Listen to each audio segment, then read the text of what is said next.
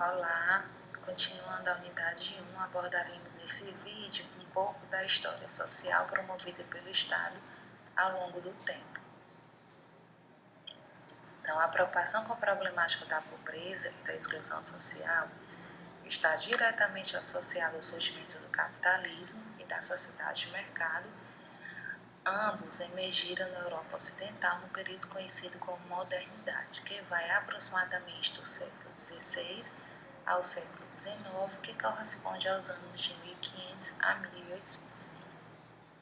Então, nesse período, era vigente o sistema feudal, em que os servos eram pobres, porém incluídos no sistema, mesmo que numa condição de inferioridade, mesmo que numa condição subalterna.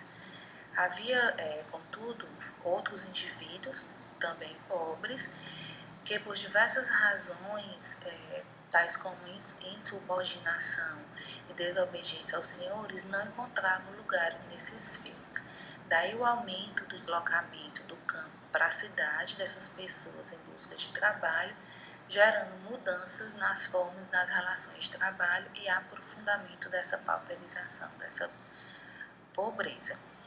Foi então que foi editada a primeira lei dos pobres, no primeiro reinado de Elizabeth I. Essa lei tanto obrigava ao trabalho como buscavam promover alívio da situação de miséria, por meio de distribuição de alimentos e abonos esses que poderiam ser exemplificados como complementação salarial ou da concessão de renda mínima, assim como do acolhimento de pobres em asilos e casas de trabalho.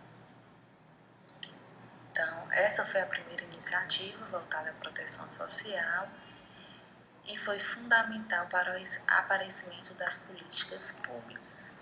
O Estado, então, assume essas funções de regulação social e de provisão de bens públicos.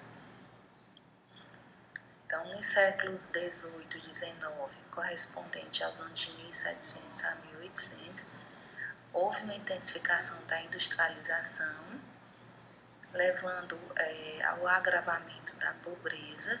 Então, nesse momento, o sustento das famílias dependiam do assalariamento.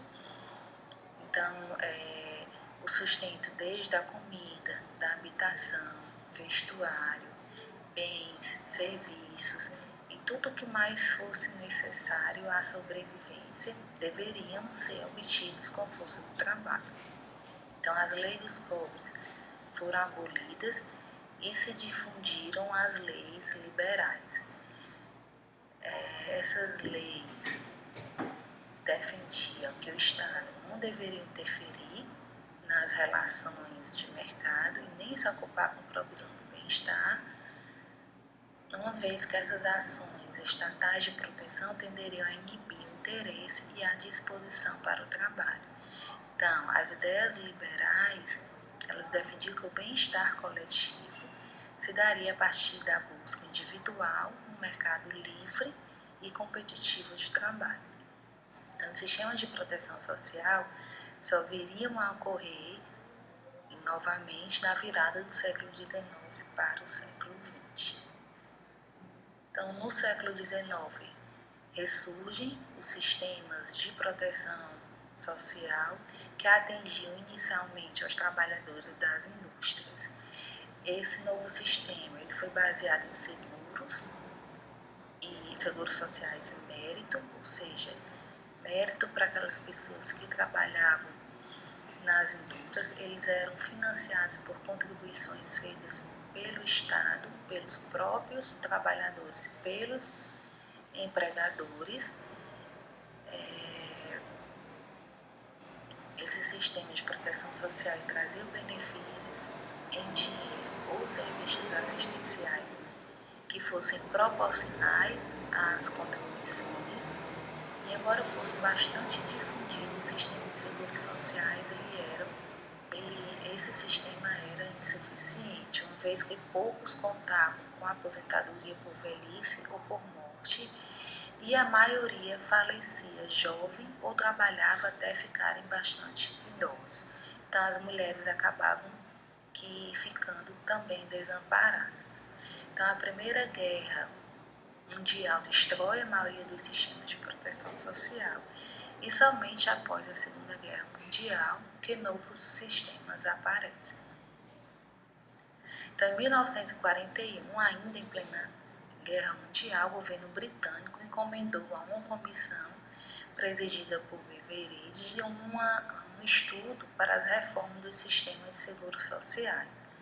Então, esse plano, ele enfocava a proteção social segundo o princípio da necessidade, não mais segundo o mérito. Ele continha benefícios e contribuições igualitárias. Houve uma unificação das instituições de seguros sociais em um serviço público, sob o Ministério da Seguridade Social, e o sistema de pensões se complementava com um Serviço Nacional de Saúde e Políticas de Emprego.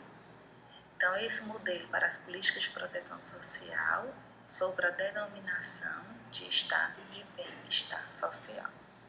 O que vem a ser o Estado de Bem-Estar Social? Ele pode ser definido como aquele que assume a proteção social de todos os cidadãos, patrocinando ou regulando fortemente sistemas nacionais de saúde, educação, habitação, previdência e assistência social, normatizando relações de trabalho e salários e garantindo a renda em caso de desemprego. Então, quais eram as bases econômicas do Estado de bem-estar social? Então, após estudar os arranjos de proteção social de 18 países da Organização para a Cooperação e Desenvolvimento Econômico, se concluiu que os modelos se distinguem ou se assemelham em 3 aspectos. O primeiro, grau de participação do Estado. O segundo, grau de abrangência da cobertura aos cidadãos, envolvendo a universalidade na provisão de serviços sociais. E o terceiro, o grau de proteção que o sistema oferece aos trabalhadores. Então, os estados de bem-estar social, eles poderiam ser universalistas, ou seja, aqueles que atendem a todos, sem diferenças. Poderiam ser corporativos, que são aqueles restritos às cooperações profissionais, e os residuais, que são os focalizados em alguns beneficiários, geralmente os mais necessitados. Então, aqui mostrando uma tabela em relação às 3 variáveis e os 3 modelos, percebe-se que o modelo social-democrata ou universalista é um modelo em que há uma maior participação do Estado com a Seguridade Social, uma vez que tem alto grau de participação do Estado, alto grau de cobertura e alto grau de proteção ao trabalhador. Por outro lado, o modelo residual ou liberal, ele tem um baixo grau de participação do Estado, ele tem um baixo grau de cobertura, ele tem um baixo grau de proteção ao trabalhador. E o modelo conservador, ele é um modelo com alto grau de participação do Estado, em especial gasto com funcionários públicos e também financiamento privado. Ele tem uma média cobertura, especialmente pela via corporativa, e ele tem um grau médio de proteção ao trabalhador. Então, ao final dos anos 70, o estado de bem-estar social ele passa a ser questionado, e alguns fatores como o aumento de gastos com a aposentadoria e a diminuição dos postos de trabalho trazem uma diminuição da arrecadação tributária e diminuição das taxas de crescimento, mais a crise do petróleo, na época, traz uma grande crise mundial, tá? E associada à globalização, motivada pelo divórcio entre os interesses do Estado e do capital, trazem por si uma crise do estado de bem-estar social. Então, o Estado não era mais capaz de contribuir para a expansão do capital e passou a ser visto como oneroso, inflacionário e inimigo do crescimento econômico. Associada a isso, as inovações tecnológicas transformaram o processo produtivo, as comunicações e os transportes, ampliando em escala geométrica o fluxo do comércio internacional e dos capitais. Também houve o surgimento de instituições voltadas para a redução das barreiras entre as trocas internacionais de bens e serviços, como a Organização Mundial do Comércio. Então, tudo isso gerou uma significativa perda de soberania dos Estados nacionais no que toca à sua capacidade para implementar políticas econômicas e sociais. Eu pergunto a vocês, no Brasil, como se desenvolveram as políticas de proteção social? A história está dividida em períodos, tendo a Constituição Federal de 88 como marco central.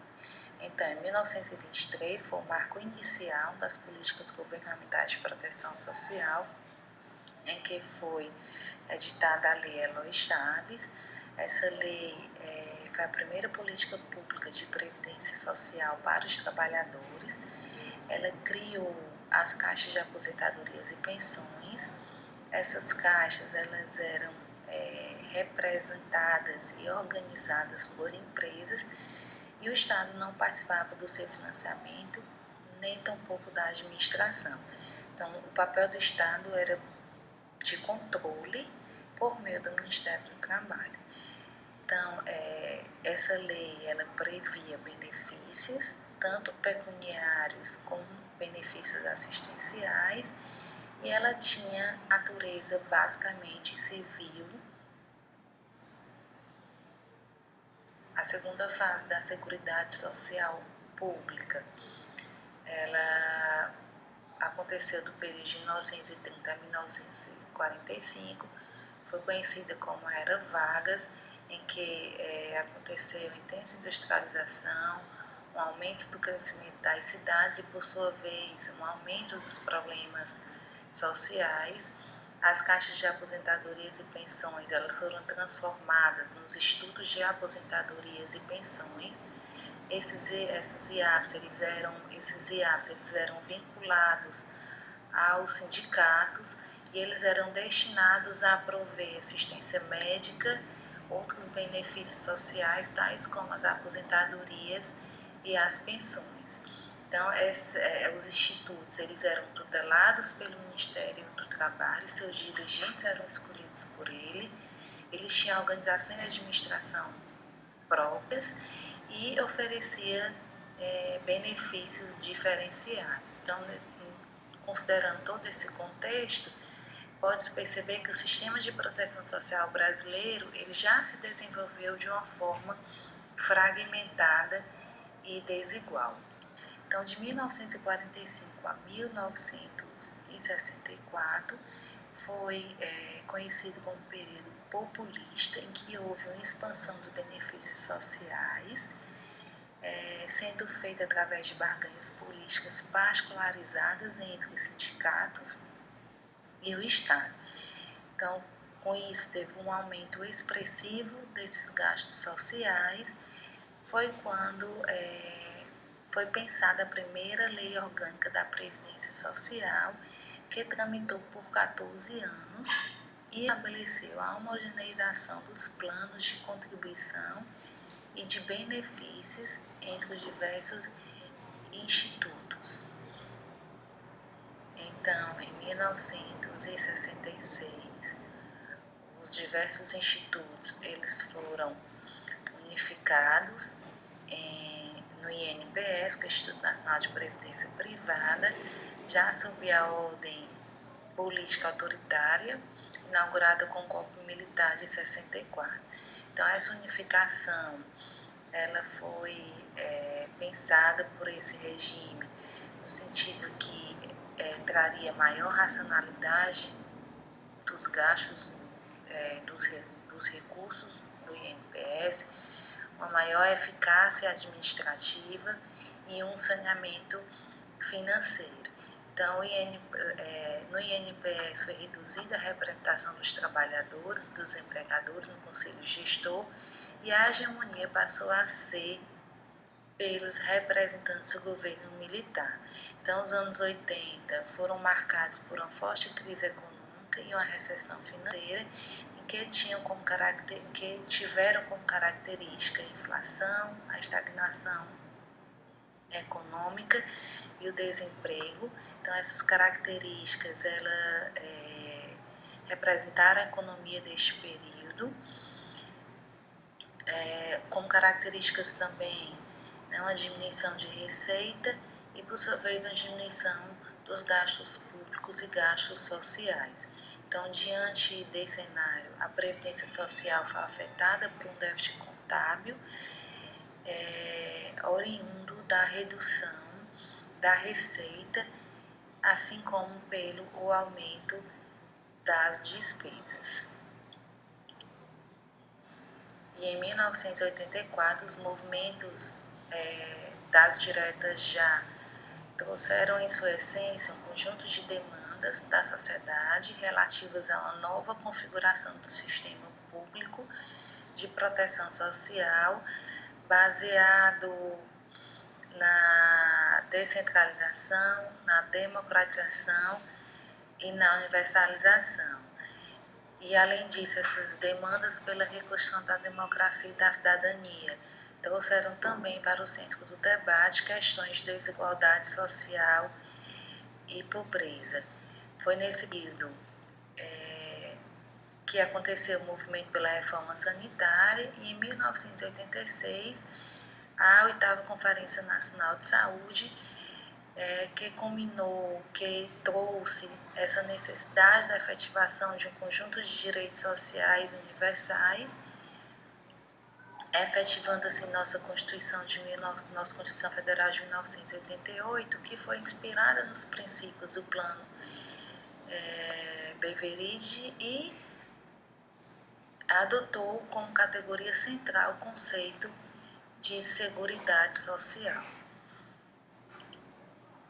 Então, o conceito de seguridade social ele é fornecido pela Constituição, no artigo 94, em que a Constituição define seguridade social como conjunto integrado de ações de iniciativa dos poderes públicos e da sociedade destinadas a assegurar os direitos relativos à saúde, à previdência e à assistência social. Então, a seguridade ela é destinada a todos que necessitam, ela não restringe benefícios nem a contribuintes nem a trabalhadores, os benefícios concedidos são urbanos e rurais e estende a noção de risco social, com a diminuição da capacidade laborativa e insuficiência de renda.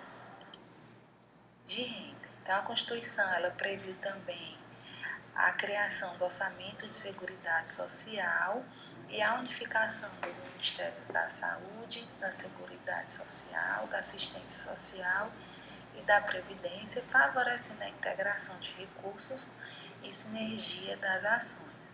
No entanto, esse orçamento da Seguridade jamais ganhou institucionalidade. Então, logo depois da Constituição de 1988, o período do governo Collor, de 1990 a 1992. Nesse período, o presidente postergou quanto pôde a regulamentação dos artigos da ordem social. Ele transformou também o INPS em INSS, Instituto Nacional do Seguro Social, vinculando, como no passado varguista, ao Ministério do Trabalho. Com isso, ele tentou reverter o modelo proposto na Constituição, fundado no princípio da necessidade, retomando a velha ideia de proteção social por mérito. Então, na época, os organismos financeiros internacionais recomendavam um ajuste estrutural e, para tanto, no governo Collor houve uma redução do gasto social pelo Estado, mediante a privatização de serviços e esquemas de proteção social e o direcionamento das políticas sociais ao atendimento apenas dos mais pobres, gerando um subfinanciamento no meio social. O presidente Itamar Franco, ele manteve os ministérios independentes, ele retomou esse processo de regulamentação infraconstitucional da Seguridade Social, embora um pouco diferente do que havia sido previsto, uma vez que ele manteve a independência desses ministérios. Mas, apesar disso, foi possível implementar a extensão da cobertura previdenciária aos trabalhadores rurais, medida esta que talvez tenha sido a de maior impacto nesse período, impacto tanto social como financeiro, uma vez que levou a um aumento expressivo das despesas previdenciárias. Então, como não se pôde contar com recursos de diversas fontes para esse custo, o orçamento da Seguridade ele foi insuficiente, levando ao déficit nas contas do INSS e trazendo a necessidade de uma reforma da Previdência. Foi então, para sanar um pouco essa dificuldade, que se estabeleceu o CPMF, que é a Contribuição Provisória sobre a Movimentação Financeira, cuja a receita seria, em princípio, exclusivamente destinada à área da saúde. Então, as diversas receitas do orçamento da Seguridade, elas foram divididas entre os ministérios e centralizadas no Tesouro Nacional. Já o Fernando Henrique Cardoso, nos seus 2 governos, uma grande característica desse período foi a estabilização da moeda a partir do Plano Real. Então, essa estabilização da moeda permitiu certo nível de crescimento da economia e do consumo, aumentando as receitas de impostos e contribuição. Então, o desempenho do gasto social nesses governos foi um pouco melhor do que das 2 gestões anteriores. Então, os investimentos sociais foram, na grande maioria, redirecionados para os programas sociais focalizados, por se acreditar que os programas universalizados eram caros, ineficientes, geradores de incentivos perversos à economia.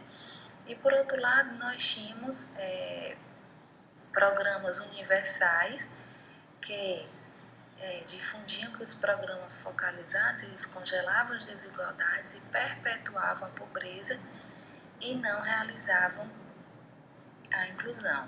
Então, o governo do Fernando Henrique Cardoso, ele teve um foco maior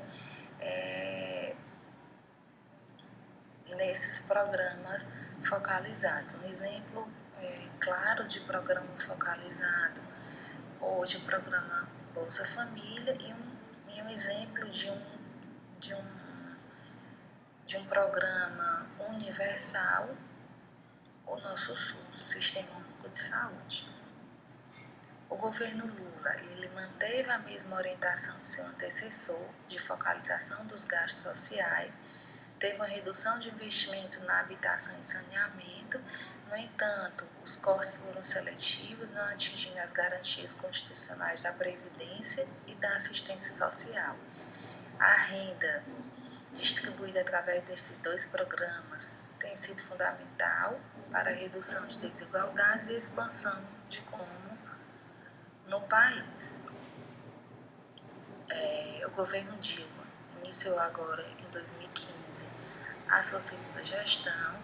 Já podemos perceber reformas importantes, tanto na educação, assistência sociais e leis trabalhistas.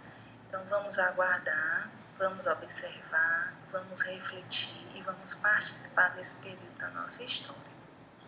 Então, o fato é que a política social brasileira se tornou, de 1988 para cá, um composto de medidas de ações universalistas, como a saúde e a educação fundamental, com outras de caráter meritocrático, como os programas contributivos à Previdência Social, bem como os programas focalizados em alguns segmentos da população, como o Bolsa Família e o benefício de prestação continuada, que nós vamos abordar em vídeos subsequentes referentes à unidade 2. E, resumindo a unidade 1, nós vimos no primeiro vídeo conceitos essenciais ao debate contemporâneo sobre a questão social e seu enfrentamento pelo Estado, conceitos de pobreza, de desigualdades sociais, de exclusão e de cidadania. E vimos também agora nesse vídeo uma breve evolução histórica da proteção social promovida pelo Estado. Como atividade 1, vocês deverão elaborar um texto argumentativo comparando a participação do Estado, a cobertura ou a universalização e a proteção ao trabalhador antes e após a Constituição de 1988. Também argumentar em até uma página sobre as potencialidades e as fragilidades de políticas sociais focalizadas e universais a partir de um exemplo de cada. Assim como na atividade inicial, lembra a importância, em caso de citações, citar o referido autor ou os autores e colocar o material utilizado para fundamentar as ideias de vocês como referência ao final da atividade. Até o nosso próximo encontro, onde daremos início à unidade 2.